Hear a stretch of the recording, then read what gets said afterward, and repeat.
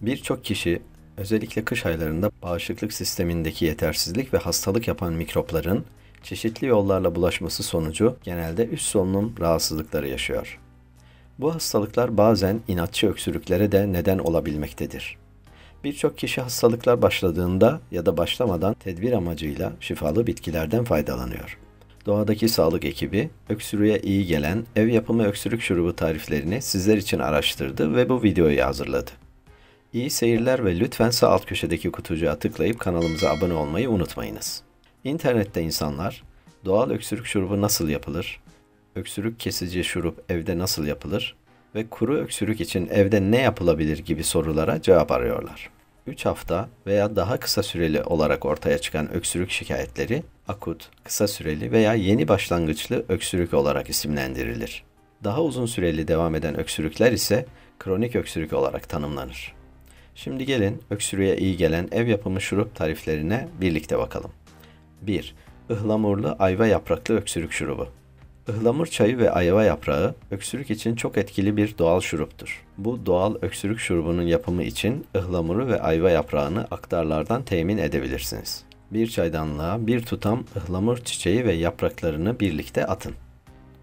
İçerisine 2 adet de ayva yaprağı koyduktan sonra üzerine soğuk su dökün. Kaynamaya başladıktan hemen sonra ocağı kapatın. Çaydanlığın kapağını kapalı tutarak 15 dakika kadar demlenmeye bırakın. Bu şifalı çayı gün içerisinde yudum yudum 4-5 bardak afiyetle içebilirsiniz. Arzu ederseniz içine 1 çay kaşığı doğal bal ekleyerek tatlandırıp tüketebilirsiniz. 2. Zencefilli ve ballı öksürük şurubu. Öksürüğe çok faydalı olan zencefili aktarlarda ya da marketlerde kolaylıkla bulabilirsiniz.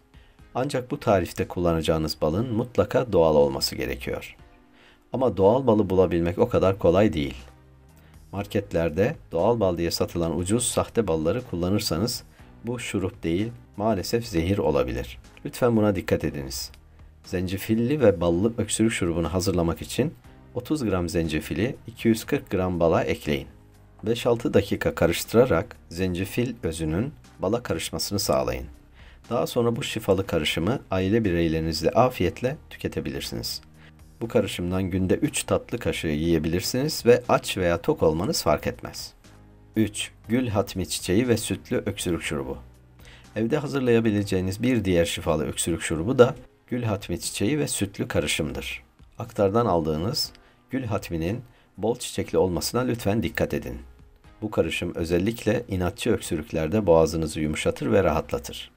Bu şurubu hazırlamak için 30 gram gül hatmi çiçeğini 1 litre sütün içine atın, ocağı yakarak karışımın taşmadan kaynamasını bekleyin. Kaynadıktan sonra kısık ateşte 2 dakika kadar kaynatın ve sütün altını kapatın. 15 dakika kadar dinlenmeye bırakın. Daha sonra isteğinize göre 1 çay kaşığı doğal bal ekleyerek afiyetle içebilirsiniz. 4. Atom çayı öksürük şurubu. Aktarlarda atom çayı olarak satılan karışım da öksürük için evde kolaylıkla hazırlayabileceğiniz bir şifalı şuruptur. Bu şurubu hazırlamak için bir miktar zencefil, kabuk tarçın, zerdeçal, havlıcan, 10 gram karanfil, 1 adet muskat cevizi ve 2 parça lohusa şekerini karıştırın. Bu karışımı 1 litre suda 30 dakika kaynatın. Daha sonra 10 dakika dinlenmeye bırakın. Ardından süzdüğünüz bu karışımı afiyetle bol bol içebilirsiniz. Öksürüğe iyi gelen ev yapımı şurup tariflerini anlattık. Sizlerden son olarak kanalımıza abone olmanızı ve videomuzu beğendiyseniz sosyal medya hesaplarınızdan arkadaşlarınızla paylaşmanızı rica ediyoruz.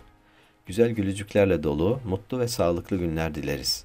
Ekranda gördüğünüz ilginizi çekebilecek diğer videolarımızı da izlemeyi ihmal etmeyiniz.